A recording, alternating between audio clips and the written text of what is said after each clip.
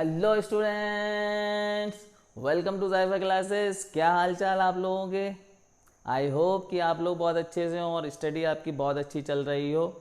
मैं तो दुआ कर सकता हूँ, बाकी आपके ऊपर है। अगर आप स्टडी नहीं करेंगे यहाँ से, रिज़ल्ट आपके सामने होगा कुछ टाइम के बाद। मैं लगातार आपको लोगों को यही समझा रहा हूँ। चलिए, आज समझाना नहीं, सबसे पहले हम लोगों ने जो वादा किया था आपसे कि हम लोग नेक्स्ट वीडियो करेंगे मिरर फार्मूला डेरिवेशन पर। तो सबसे पहले मिरर फार्मूला क्या है? 1/f। कुछ क्वेश्चंस भी हमने किए थे लास्ट वीडियो में मिरर फार्मूला पर। 1/v प्लस 1/u, ये है mirror formula. 1/f equal to 1/v plus 1/u। तो स्टूडेंट्स, यहाँ पर ये जो f है वो है हमारी फोकल लेंथ,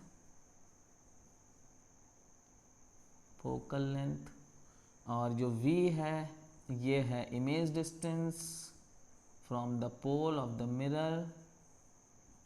ये याद रखिएगा आप लोग। अच्छा, नेक्स्ट है u, ये है हमारी इमेज डिस्टेंस।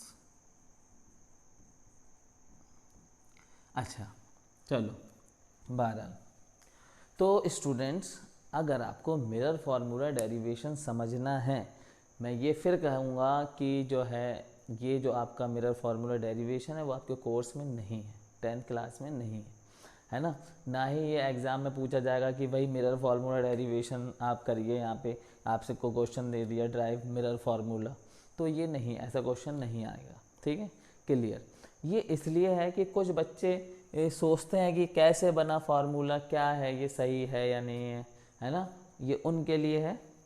तो आप लोग यहाँ पे ये जान पाएंगे कि मिरर फार्मूला किस तरीके से ड्राइव हुआ है ना। चलो, इसके लिए मैं ये कहूँगा, अरे सर आप यही हर बार, पिछली वीडियो में भी आपने ये कहा था मैं ये कहना चाहूँगा, फिर आपने समझाना शुरू कर दिया। नहीं, मैं अभी ये नहीं कहना चाह रहा हूँ, समझाना नहीं चाह रहा हूँ।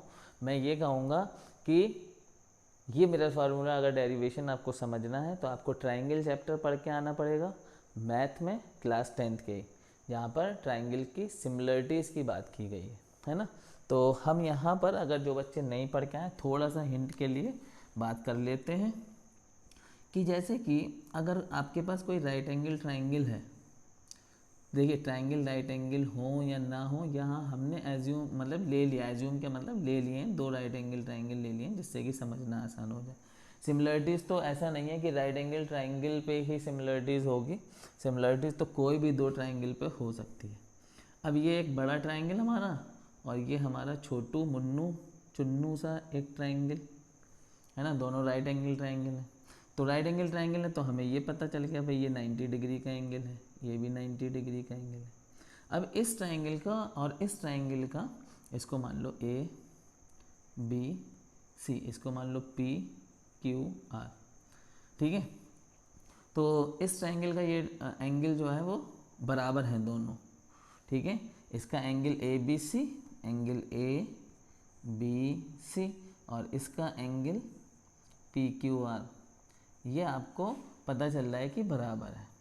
अब किसी तरह से ये आपको गिवन है कि ये वाला एंगल 60 डिग्री है और ये वाला एंगल भी 60 डिग्री है, इसका भी। तो आपको एक एंगल और पता चल गया कि इसका ये वाला एंगल ए सी बी और इसका ये वाला एंगल पी आर क्यू, ये भी दोनों एंगल बराबर हैं। तो अगर ऐसा हो जाता है कि किसी ट्राइंगल में हमें दो एंगल सिमिलर मिल जाते हैं, मतलब इक्वल मिल जाते हैं, है ना, दोनों इक्वल एंगल है, ये वाला एंगल, करस्पॉन्डिंग एंगल इक्वल मिल जाते हैं। ठीक है, तो उनकी करस्पॉन्डिंग साइड्स का रेशियो इक्वल हो जाएगा, क्योंकि हम कह सकते हैं कि वो दोनों ट्राइंगल सिमिलर है ना। यही जो है, आप लोग जब चैप्टर ट्राइंगल वाले चैप्टर में मैथ में जाएंगे, मुझे नंबर याद नहीं है कि चैप्टर नंबर कौन सा है, लेकिन ट्राइंगल चैप्टर में हम 10th क्लास में सिमिलरिटीज़ पढ़ेंगे दो ट्राइंगल की, है ना। 9th क्लास में हमने कॉन्ग्रुएंसी पढ़ी थी। तो चलो, क्या हमने बताया कि अगर किसी दो ट्राइंगल के करस्पॉन्डिंग एंगल्स इक्वल हो जाते हैं, दो भी हो जाए ना, दो भी हो जाए, तो वो दोनों ट्राइंगल सिमिलर हो जाते हैं। हम कह पाएंगे और क्राइटेरिया लग जाता है यहाँ पे ए, हम ये कह पाएंगे कि triangle A B C similar है ट्राइंगल पी क्यू आर के, है ना। ये दोनों ट्राइंगल सिमिलर, ये सिमिलरिटीज का साइन है ये है ना। दो ट्राइंगल, ये दोनों ट्राइंगल सिमिलर है। अगर तीन, देखिए जब दो एंगल इक्वल हो जाते हैं ना करस्पॉन्डिंग, तो तीसरा ऑटोमेटिकली इक्वल हो जाता है, क्योंकि इसका सम भी 180 होना है, एंगल्स का सम, इंटीरियर एंगल का सम, और इसका भी 180 होना, तो लास्ट वाला एंगल दोनों का ही इक्वल आता है। ठीक है, तो क्या समझे कि दो ट्राइंगल है हमारे पास, उनके दो एंगल करस्पॉन्डिंग एंगल इक्वल हो जाते हैं अगर, तो वो दोनों एंगल सिमिलर हो जाते हैं। ठीक है, और अगर ट्राइंगल सिमिलर हैं तो उनकी करस्पॉन्डिंग साइड्स का रेशियो इक्वल हो जाता है। तो करस्पॉन्डिंग साइड्स का रेशियो निकाल लेते हैं। ये ए बी साइड, तो इसकी साइड ले लेंगे पी क्यू, इसका रेशियो ए बी साइड का रेशियो पी क्यू के साथ equal to B C side का रेशियो क्यू आर के साथ equal to A C side का रेशियो किसके साथ, पी आर के साथ। तो ये साइड्स का करस्पॉन्डिंग साइड्स का रेशियो इक्वल हो जाता है।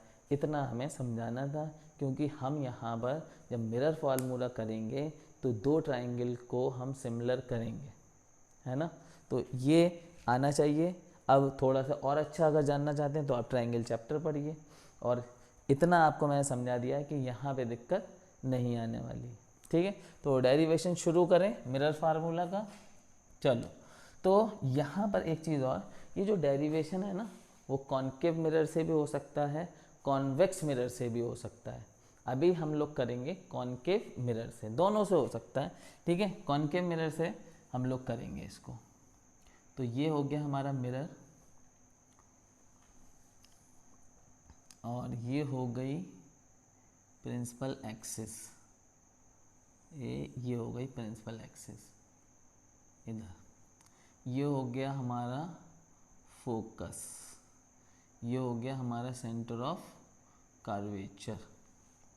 ठीक है, अब बाय डेफिनेशन आपको ये पता है, ये हो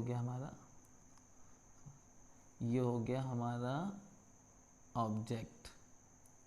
बाय डेफिनेशन आपको ये पता है कि अगर हम एक ray parallel to principal axis ले जाएं, पहुंच गई साहब। ठीक है, तो वो कहाँ होती हुई जाती है फिर आफ्टर रिफ्लेक्शन, बताओ भाई। वो जाती है फोकस होते हुए। कहाँ से होते हुए जाएगी, फोकस होते हुए।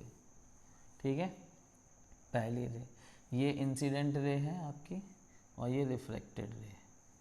अच्छा, दूसरी रे अगर हम कंसीडर कर रहे हैं कि फोकस होते हुए जा रही है,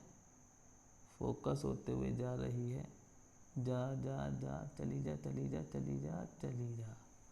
ठीक है, तो वो कहाँ से होते हुए वापस लौटती है, पैरेलल टू प्रिंसिपल एक्सिस। ये जब भी फोकस होते हुए जाती है तो वो लौटती है पैरेलल टू प्रिंसिपल एक्सिस, और फोकस होते हुए जाती है तो कहाँ से होती हुई, फोकस होते हुए जाती है तो पैरेलल टू प्रिंसिपल एक्सिस, और पैरेलल टू प्रिंसिपल एक्सिस जाती है तो कहाँ से लौटती है, फोकस होते हुए। तो ये इमेज बनती है जहाँ पर दोनों रिफ्लेक्टेड रेज मिलती हैं, ये इमेज बनी है आपकी ये। ठीक है, तो ये आपका रे डायग्राम हो गया, कौन से केस का, सेकंड केस का। ठीक है, if object placed beyond C in front of concave mirror.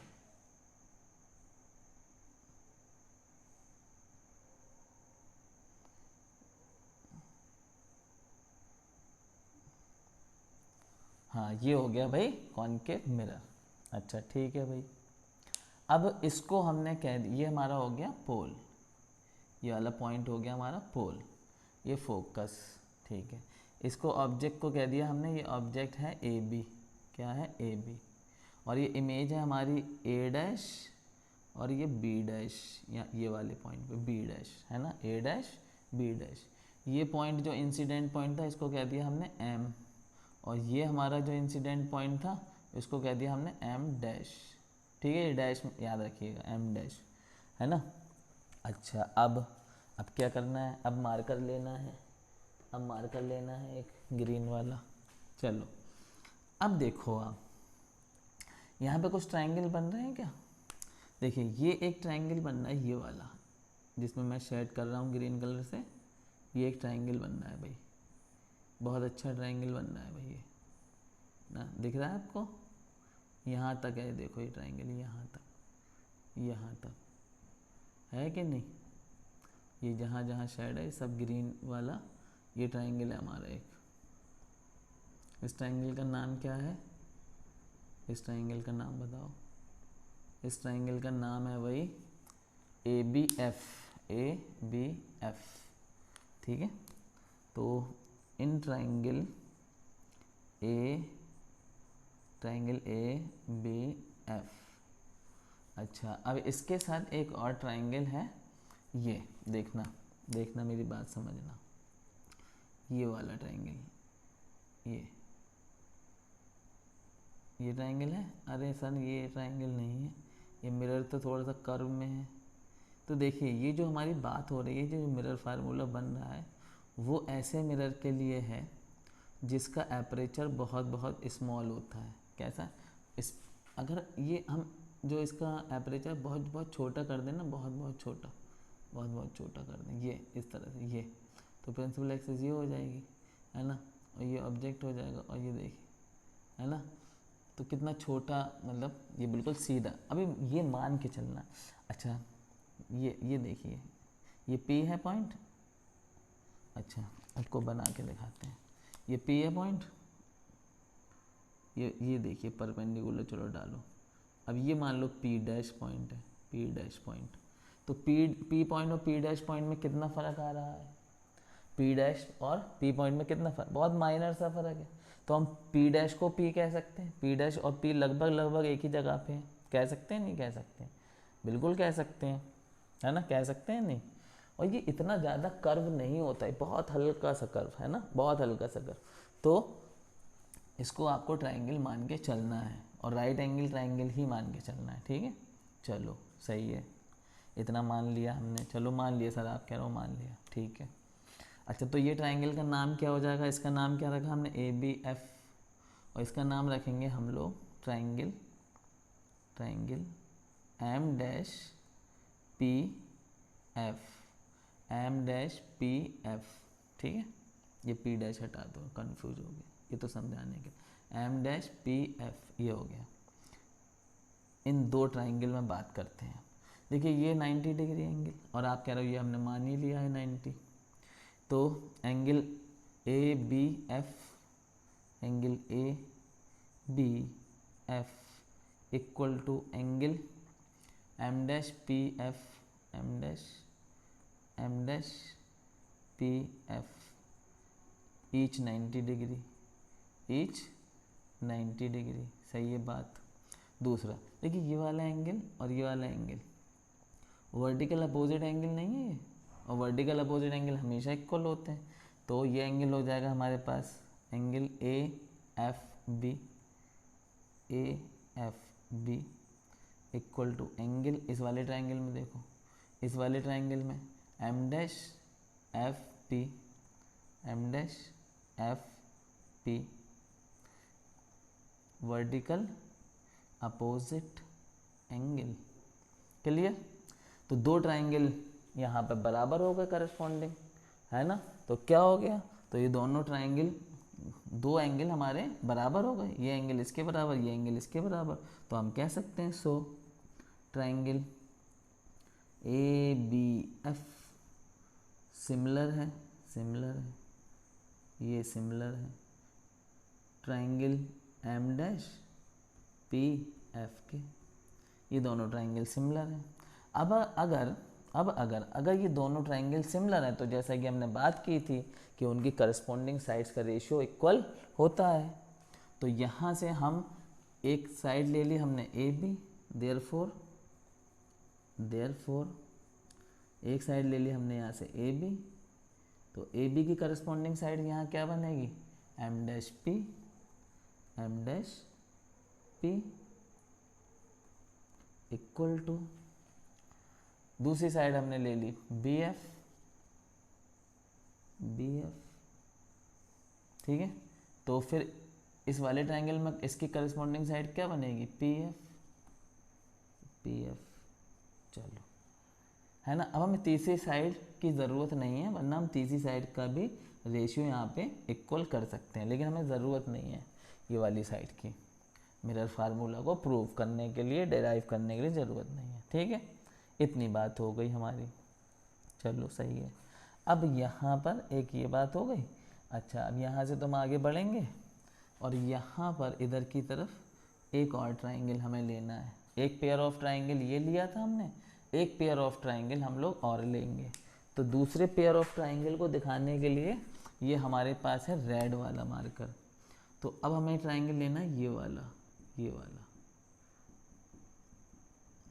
Triangle जिसमें हमने रेड शेड करा है। न जाने मेरे दिल को क्या हो गया, अभी तो यही था, अभी खो गया।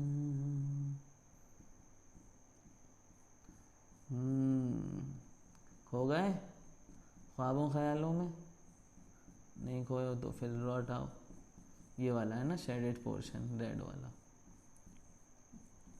चलिए, कम टू द पॉइंट। ये शेडेड का दो ट्राइंगल रेड वाले शेडेड, ये वाले लेना है। एक हमारा एंगल क्या हो गया यहाँ पे, अच्छा एक ट्राइंगल, सॉरी ये एक ट्राइंगल ये, चलो है ना, मैं भी खो गया। तो अब इस ट्राइंगल को ले रहे हैं हम लोग, ट्राइंगल यहाँ पर ये ट्राइंगल हमने लिया है in triangle A dash B F and triangle, दूसरा ट्राइंगल हम लोग ले रहे हैं, हमने लिया था ए डैश बी एफ, अब लेंगे एम पी एफ, दूसरा ट्राइंगल एम पी एफ। अब देखिए यार थोड़ा सा ध्यान दीजिएगा, ये एम पी एफ है, ये एम डैश पी एफ है ना। चलो अब यहाँ पर देखिए ये एंगल 90 का होगा, ये आप मान ही रहे हो 90 का, क्योंकि ये भी पी डैश जो इसका आएगा ना बहुत करीब होगा पी के, है ना, तो ये भी 90। चलो तो यहाँ से हम कह सकते हैं कौन सा एंगल है, A dash B F, angle A dash B F, ठीक है, इक्वल टू किसके इक्वल है, एम पी एफ के इक्वल है, एंगल एम पी एफ के इक्वल है।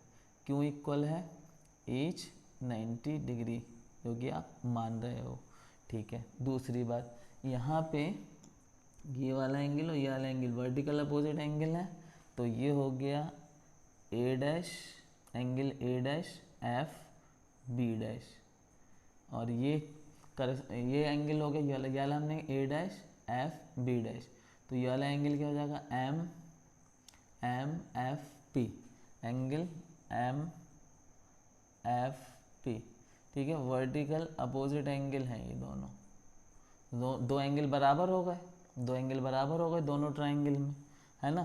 तो दो एंगल बराबर हो गए, तो हम कह सकते हैं बहुत आसानी के साथ कि क्या, कि ये दोनों ट्राइंगल सिमिलर हैं, triangle A dash B dash F similar है ट्राइंगल एम पी एफ के, ठीक है, ये भी सिमिलर हो गया। जब ये सिमिलर हो गया तो इसकी करस्पॉन्डिंग साइड्स इक्वल हो जाएंगी, उनकी करस्पॉन्डिंग साइड्स इक्वल नहीं, करस्पॉन्डिंग साइड्स का रेशियो इक्वल हो जाएगा।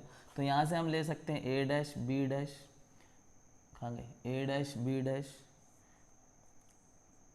अपॉन एम पी, ये रेशियो इक्वल होगा किसके, बी डैश एफ अपॉन में किसके, बी डैश एफ, ये हो जाएगा पी एफ इन दोनों, अब तीसरी साइड का रेशियो भी हम यहाँ पे करस्पॉन्डिंग साइड का रेशियो लिख सकते हैं, लेकिन हमें उसकी ज़रूरत नहीं, ठीक है, जैसे कि यहाँ पे नहीं थी। चलो अब ये दो पेयर ट्राइंगल के हमने सिमिलर कर दिए। क्यों कर दिए, इसकी ज़रूरत क्या है, ठीक है। तो इधर हम करेंगे रफ थोड़ा सा, है ना, ये आप लोग समझ गए होंगे, ठीक है। चलो बहुत आराम से चल रहा है, ताकि आप लोगों को एक एक चीज़ क्लियर हो जाए। और जिन्हें लग रहा है कि स्लो, तो वो स्पीड बढ़ा लें भाई, वो स्पीड बढ़ा लें जाके। यूट्यूब में जो है वो उसका सिस्टम दे रखा है, स्पीड बढ़ा के देख सकते हैं अगर आपको ज़्यादा स्लो लग रहा है। तो देखो अब मेरी बात समझो, यहाँ से सारा खेल तो अब शुरू होगा, यहाँ से ये भी है।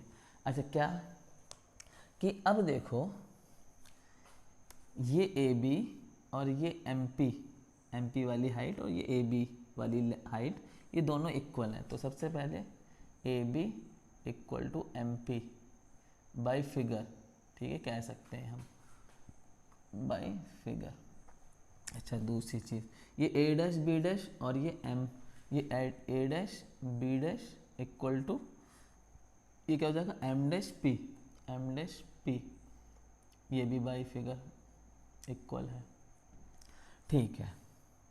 अच्छा ये पी एफ जो है, जो पी एफ है इक्वल टू फोकल लेंथ नहीं है, फोकल लेंथ, बताओ मुझे, फोकल लेंथ नहीं है ये, ठीक है।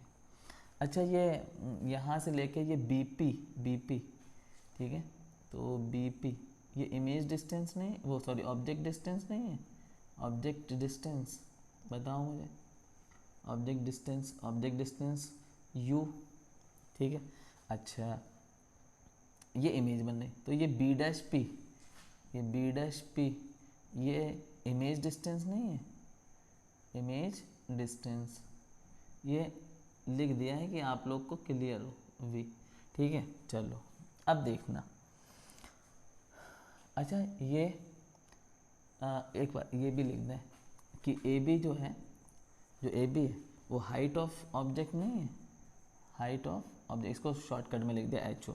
और ये ए डैश बी डैश ये हाइट ऑफ इमेज नहीं है क्या, ठीक है। चलो देखो अब ये ए डैश बी डैश को आप क्या लिख सकते हो, हाइट ऑफ इमेज लिख सकते हो। अच्छा एम पी को क्या लिख सकते हो, एम पी कहाँ है, ये एम पी किसके बराबर है, एम पी बराबर है ए बी के। चलो एक बार इसको लिख लेते हैं, एम पी बराबर है किसके, ए बी के। अच्छा ये बी डैश एफ यहाँ पे, ये बी डैश एफ, अगर हम बी डैश एफ को, अगर हम ये लें बी डैश पी और बी डैश पी में से ये एफ पी निकाल दें, बी डैश पी लें और बी डैश पी में से ये एफ पी निकाल दें, है ना, ये आ रहा है यहाँ पे देखो, ये थोड़ा आपको ये समझाना पड़ेगा, ये है ना। अच्छा ये यहाँ से ये पी है ना, और ये एफ,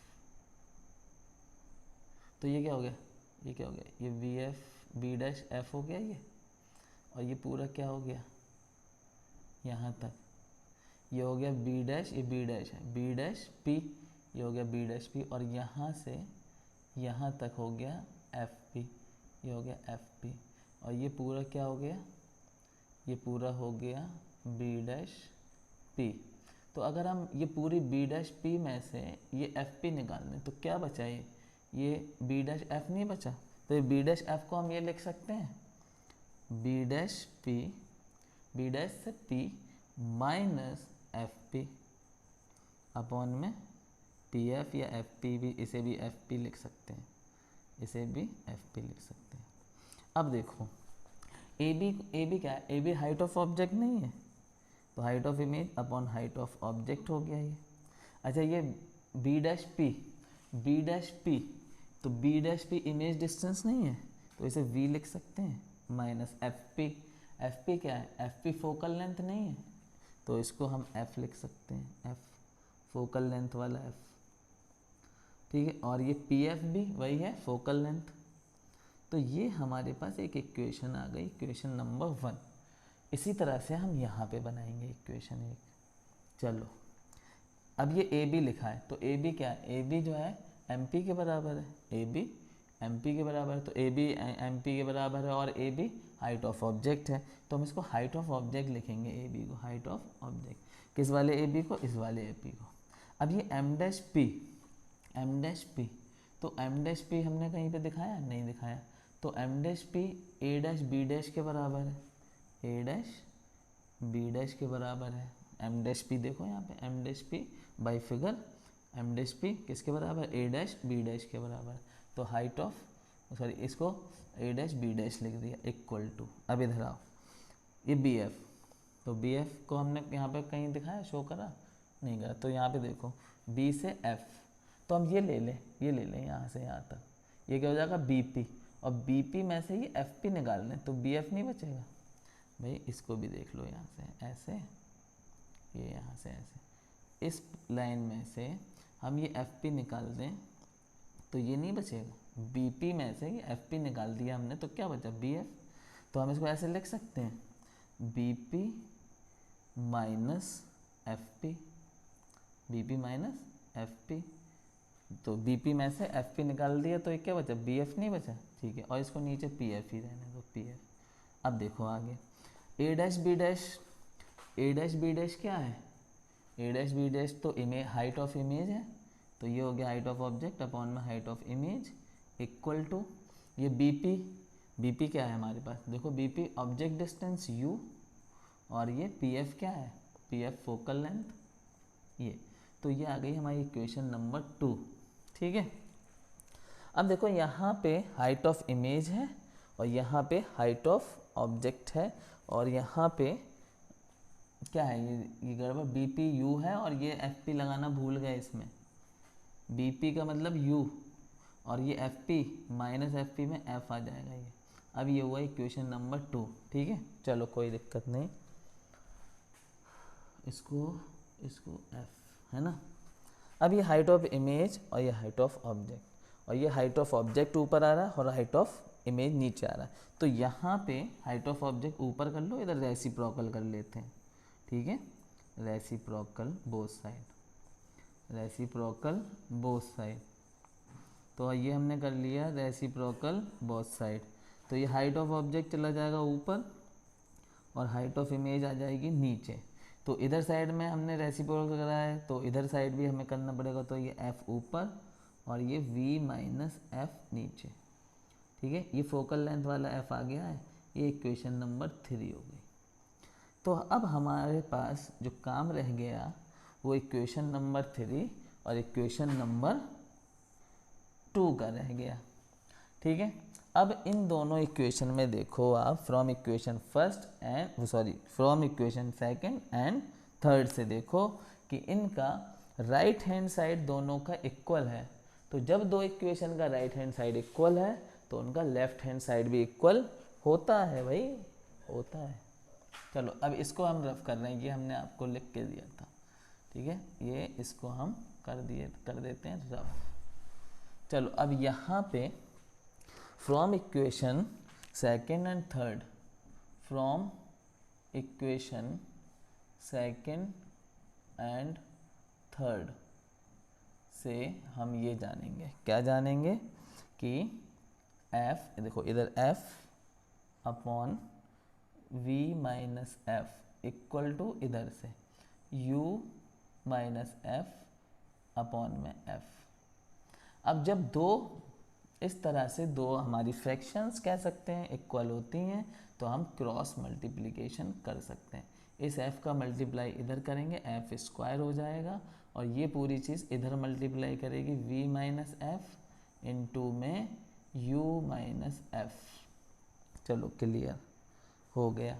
अब देखो इधर मल्टीप्लाई कर दो, एफ स्क्वायर v u से मल्टीप्लाई करेगा uv और v फिर f से मल्टीप्लाई करेगा fv, अब f u से मल्टीप्लाई करेगा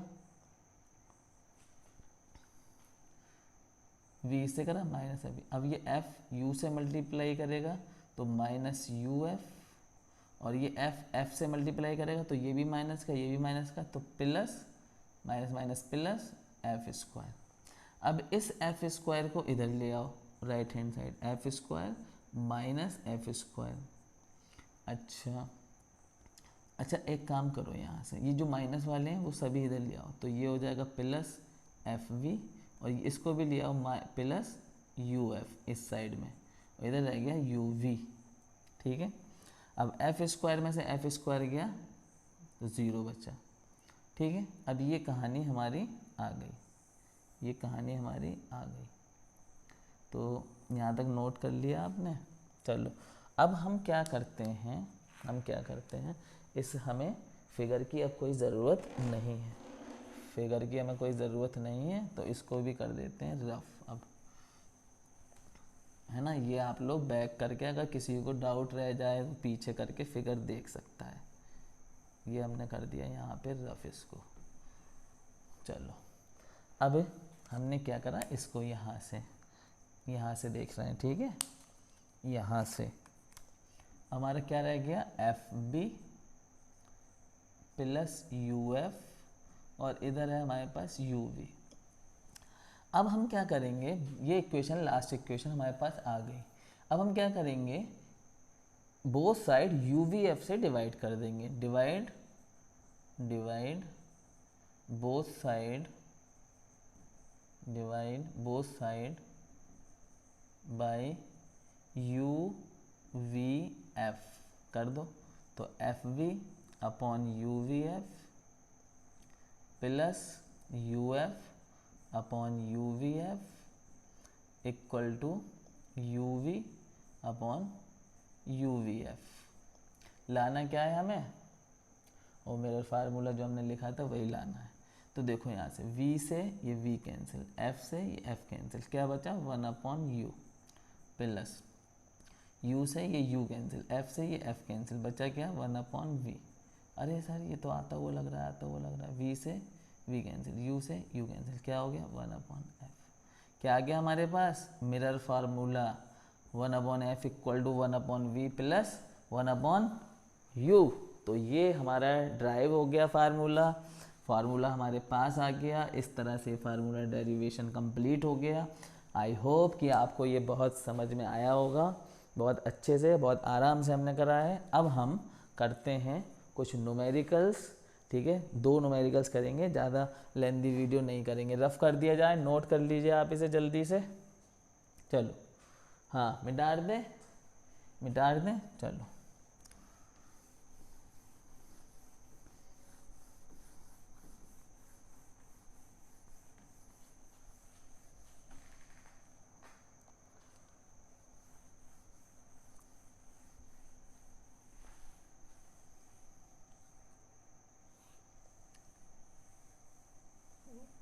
और इसके बाद ये मिरर फार्मूला कंप्लीट होने के बाद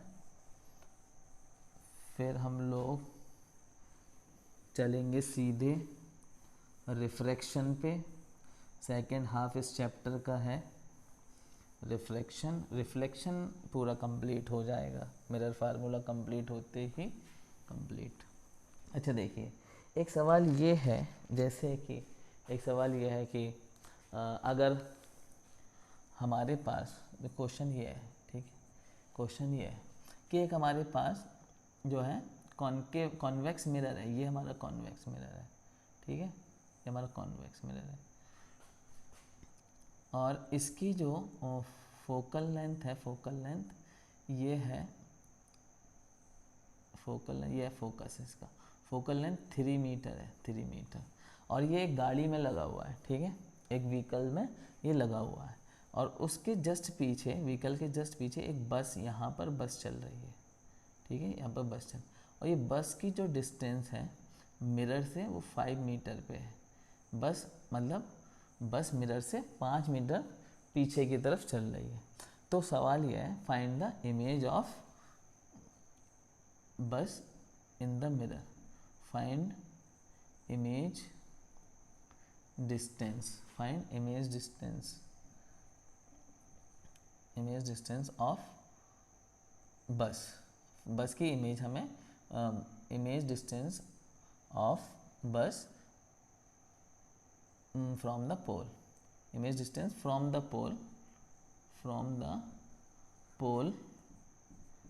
पोल ऑफ कॉन्वेक्स मिरर। तो ये सवाल है हमारा, है ना। तो चलिए, ये हमारा सवाल है। तो सॉल्यूशन कैसे करना है, ठीक है। हमने अभी मिरर फार्मूला पढ़ा, 1/f equal to 1/v plus 1/u। अब जब हम वैल्यू रखते हैं तो मिरर फार्मूला में साइन कन्वेंशन है ना, साइन। अच्छा, इसकी फोकल लेंथ पॉजिटिव है, इसकी फोकल लेंथ देखो, इसकी फोकल लेंथ इंसिडेंट रे इधर से आएगी बस की तरफ से, ये इंसिडेंट रे का डायरेक्शन, और फोकल लेंथ आप पोल से किधर नापोगे, इधर ही नापोगे, तो पॉजिटिव। तो ये क्या हो जाएगा 1/3। अच्छा, v हमें पता नहीं है, प्लस u कितना है इधर की तरफ 5 है, तो इंसिडेंट रे के अपोजिट जाना पड़ रहा है, तो ये हो जाएगा 1/-5 मीटर। ये 3 मीटर में बात चल रही है, ठीक है, 3 मीटर 5 मीटर। इस 5 को इधर ले आओ तो 1/3, ये इधर, ये माइनस का इधर से इधर आएगा प्लस का 1/5 इक्वल टू 1/v। तो यहाँ एलसीएम कितना हो जाएगा, 5 3 15, तो 5 1 5 और 3 1 3, तो ये हो गया 1/v। तो 5 and 3 8/15, कितना हो गया 8/15 इक्वल टू 1/v। अब बोथ साइड रेसिप्रोकल ले लो तो v ऊपर आ जाएगा, इधर 15/8। तो ये हमारा आंसर आ गया मीटर में। तो इमेज डिस्टेंस मिरर में अंदर की तरफ कितना बनेगी, 15/8 मीटर पे। अब इसको थोड़ा सा सॉल्व करके अगर हम करें तो यहाँ डिवाइड कर दो 8 से, तो 8 1 8, यहाँ पे कितना बचेगा 8 माइनस हुआ कितना बचे 7, पॉइंट लगाएंगे 0 बढ़ा लेंगे, ठीक है। तो ये 8 ज़ा टाइम जाएगा 64, बचेगा कितना यहाँ पर 6, फिर हम एक 0 बढ़ा लेंगे, 7 ज़ा टाइम जाएगा, फिर कितना बचेगा 4। तो लगभग ये अप्रॉक्स हमारी v की वैल्यू आ जाएगी 1.87 मीटर अप्रॉक्स, है ना। कितनी आ गई, v इक्वल टू 1.87 मीटर। तो सवाल जल्दी से आप जो इसे उतार लीजिए, फिर आगे बढ़ते हैं। चलो रफ कर दिया जाए, चलो रफ करते हैं, ठीक है। क्वेश्चन नंबर, एक क्वेश्चन और देखते हैं हम लोग, फिर ये वीडियो को हम लोग ख़त्म करेंगे। वहाँ पे एक क्वेश्चन और एक हमने किया है, इसलिए वो भी एक कि हमने एक कॉन्वेक्स का किया है तो कॉन्केव बुरा मान जाएगा, तो एक कॉन्केव का भी हो जाए, है ना। तो उसे बुरा लगेगा ना भाई, उसे बुरा लगेगा कि मेरा सवाल नहीं हुआ, कॉन्वेक्स का कर दिया। तो कॉन्केव का एक सवाल, कॉन्केव का सवाल क्या है कि एक हमारे पास कॉन्केव मिरर है, ये हमारा कॉन्केव मिरर है।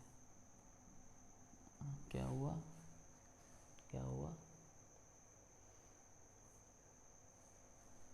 तो कॉन्केव मिरर है ये हमारे पास, इसकी फोकल लेंथ जो है वो 18 सेंटीमीटर है, ठीक है। चलो, और इसकी जो इमेज, इसका जो ऑब्जेक्ट है वो ये रखा हुआ है, और इस इमेज की हाइट है 7 सेंटीमीटर। इमेज की हाइट कितनी है 7 सेंटीमीटर, और ये रखा हुआ है यहाँ पे मिरर से, मान के चलो 27 सेंटीमीटर की डिस्टेंस पे मिरर पे रखा। तो आपको बताना है find image distance from the mirror, find image distance from the mirror, और दूसरा है हाइट ऑफ इमेज बतानी है, एंड हाइट ऑफ इमेज।